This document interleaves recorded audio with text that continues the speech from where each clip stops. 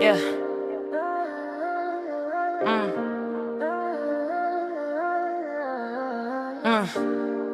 Look, I saw the signs, but I stayed. Thought we was solid. Thought love was safe. Yeah. Look how it changed. Look how it changed. Same smile, same face, but it don't feel the same. Said it was love, but it came with a chain. I gave my heart and got left with the pain. Look how it changed. Look how it changed. Cold in a room, but they speak on my name. Build up the trust, then you turn it to blame. I saw the truth, and I'm saying it plain. Sure, shot it all smooth, everything sounded righteous. Strong with the words, made the pressure feel timeless. I was 10 toes, really moving in alignment. Whole time pride had control behind the guidance. Said trust me, I lean in heavy. Held my tongue, trying not to look petty. Every red flag came soft and subtle. Didn't hit loud till it turned to trouble. One little shift, then another one came. One small moment, then nothing the same. Watch how the warmth start switching to cold. Watch how the truth start slipping and show. Had me questioning what I could feel. Acting like pain wasn't actually real. Try to be calm, try to keep it respectful. Whole time being ignored was expected. Tell me why. Every time I spoke up, they got turned back like I did too much. Tell me why I kept trying to hold us while everything cracked and folded up.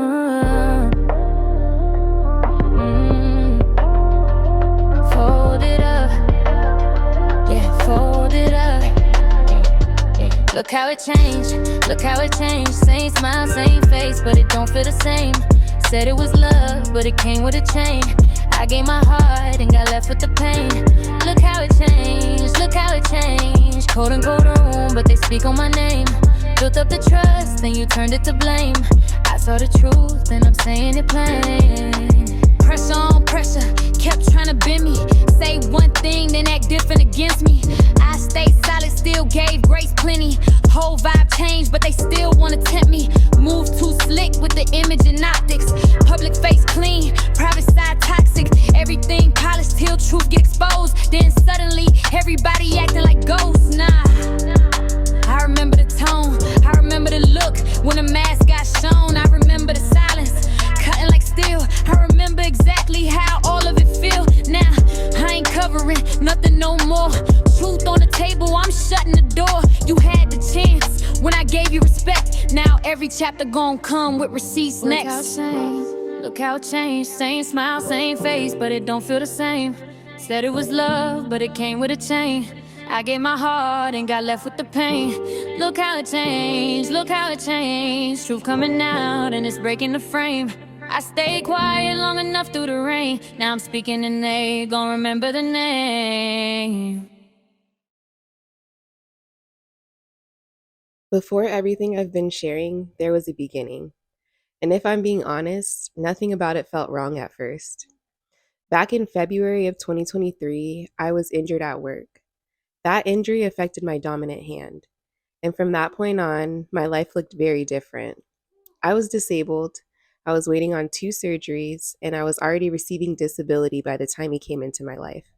So when I say he knew exactly what condition I was in from the beginning, I mean that literally.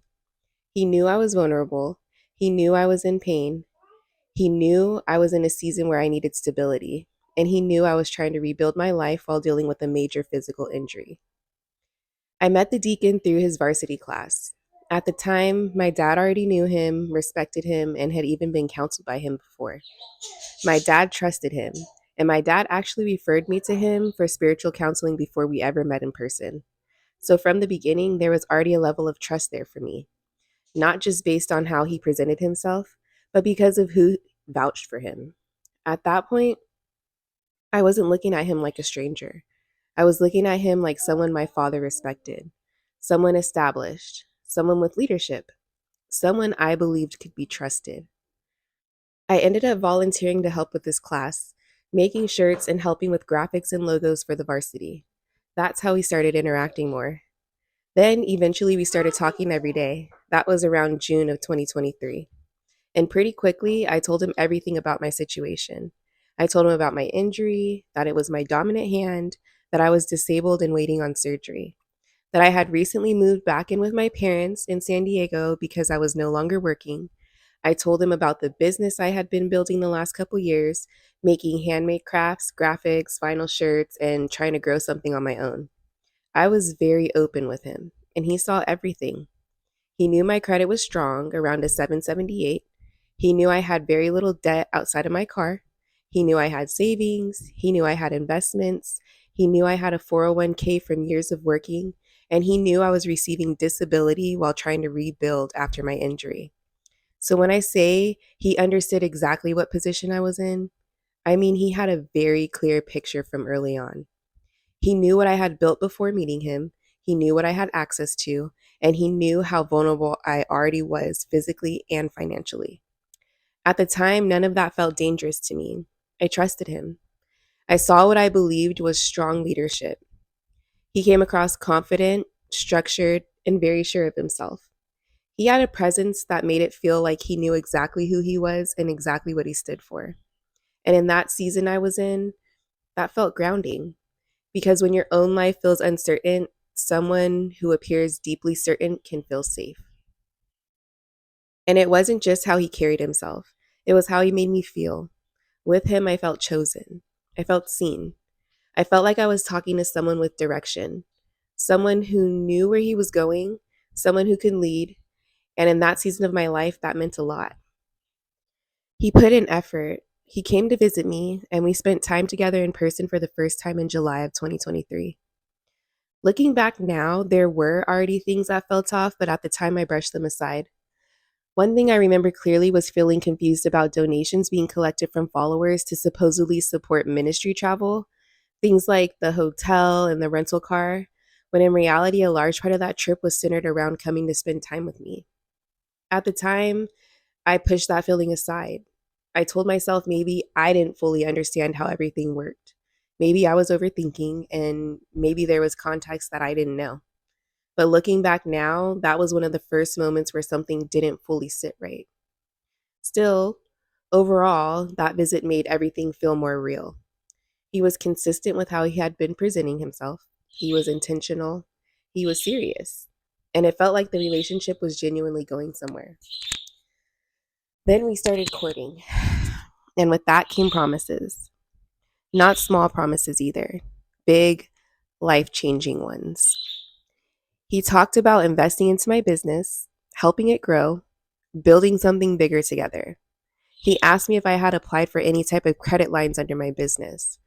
I told him no, I hadn't looked into that, but that I did have large limits on my personal credit cards. I just didn't use them because I didn't have a way to pay it back. He told me I would be taken care of, that I wouldn't have to worry financially, that I could rely on him, that I can trust him. And a part of why that felt believable to me was because I was also being told that he was already established, that he was a six-figure individual, that he had everything handled, that he didn't need anything from me. So, from my perspective, I wasn't stepping into something unstable. I believed I was stepping into something already built, something secure, something I could safely trust. And there was another layer to it, too. He also made it clear that as his wife, I would be required to give him my money, that he would oversee the finances, that he would make sure everything was handled and paid. And because of where I was already at physically and financially, I didn't interpret that as a red flag. I saw it as stability. I saw it as leadership. And honestly, it felt like a relief because I was already in a position where I couldn't fully rely on myself the same way I used to. So hearing someone say, I got it, I'll handle it, you can trust me, it felt comforting. There were bigger plans being made too. Telling my family, talking seriously about the relationship, moving to Washington, starting a life there, and building something together. And there were smaller things too that at the time I interpreted as closeness. He encouraged me to get an iPhone. At first, it was framed around FaceTime communication and staying connected. But once I got the phone, there became an expectation that I share my location with him at all times. And if I didn't, it became an issue. There was also an expectation that I ask before giving my new number out to anyone, and he would regularly ask who had access to me. At the time, I read all of that as closeness, like we were serious, like he was invested, like we were building. Looking back now, it felt more one-sided than I realized then. And when you combine all of that, the effort he was showing, the promises he was making, and the way he made me feel, and the season of life I was already in, it created a situation where I trusted him fully. So I started moving accordingly. I started making decisions based on what he said our life was going to look like. And I really want people to understand what that looked like financially. I was not some wealthy, independent woman casually handing over extra money. I had already become disabled before I met him. I was surviving off disability while waiting on surgery and trying to rebuild my life. The money I was receiving was supposed to help me survive one of the hardest seasons of my life. And over time, I ended up trusting him with not only my monthly disability payments, but also my savings, my investments, my disability back pay, and financial resources I had built before I ever met him. And in this series, I'm going to break down exactly how extensive that became, because it escalated fast. By August of 2023, I moved to Washington. And once I relocated, everything changed. I was no longer in the same environment. I was no longer around my support system. I no longer had the same level of independence I had before. And by September of 2023, we were married. Looking back now, that happened very fast. But when you're in it and you trust the person and you believe what they're saying, it doesn't feel fast. It feels intentional. It feels right. And I think that part matters, because when people hear later how much I trusted, how much I gave, or how quickly things moved, I think it can be easy to look from the outside and assume I was reckless. But that's not what it felt like. I believed I was making thoughtful decisions based on trust, based on what I was being told, based on what I believed we were building. And because of that, I moved with confidence. I trusted what I was hearing, and I trusted him. And that's how it started. Not with obvious warning signs, not with chaos, not with a dramatic collapse, but with trust, with consistency, with promises, with feeling chosen, with feeling like I was stepping into something stable. And what I didn't understand at the time was how fast everything was about to escalate, financially, emotionally, and practically. Because once I got to Washington, things started moving very quickly.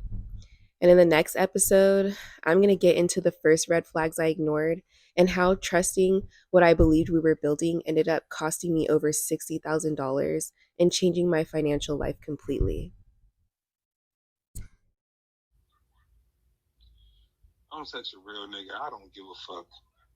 You can send this shit to fucking vocab alone. You fail to realize one thing is that I dedicated my life 15 years, and women have tried to destroy me before, and it didn't work. So you can record all you want and send it to vocab, Sonetta. I don't give a fuck. Like, you think you recording something that's gonna stop me from talking? So I'm talking, why do or you being like how I'm being? So why do That's you not care if I recorded it give a then? fuck. Why do you care if I You can recorded it record it, then? take a picture of it, sign it, Why? and send it to whoever you want. I don't give a fuck. Then why do you care? Why are you making it a big deal then? Why are you saying anything about it? Just because the only reason why I said that? I never fucked with a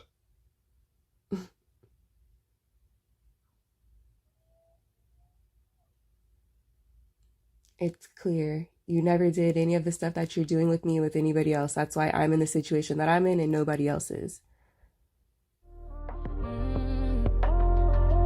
Fold it up. Yeah, fold it up. Look how it changed. Look how it changed. Same smile, same face, but it don't feel the same. Said it was love, but it came with a chain. I gave my heart and got left with the pain. Look how it changed. Look how it changed. Cold and cold room, but they speak on my name.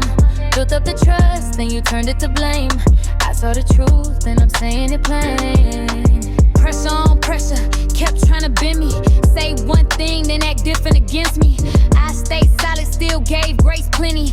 Whole vibe changed, but they still wanna tempt me. Move too slick with the image and optics. Public face clean, private side toxic. Everything polished till true Then suddenly, everybody acting like ghosts. Nah, I remember the tone, I remember the look when the mask got shown. I remember the silence, cutting like steel. I remember exactly how all of it feel. Now, I ain't covering nothing no more. Truth on the table, I'm shutting the door. You had the chance when I gave you respect. Now every chapter gon' come with receipts next. Look how it changed, same smile, same face, but it don't feel the same. Said it was love, but it came with a chain. I gave my heart and got left with the pain. Look how it changed, look how it changed. Truth coming out and it's breaking the frame. I stayed quiet long enough through the rain. Now I'm speaking and they gon' remember the name.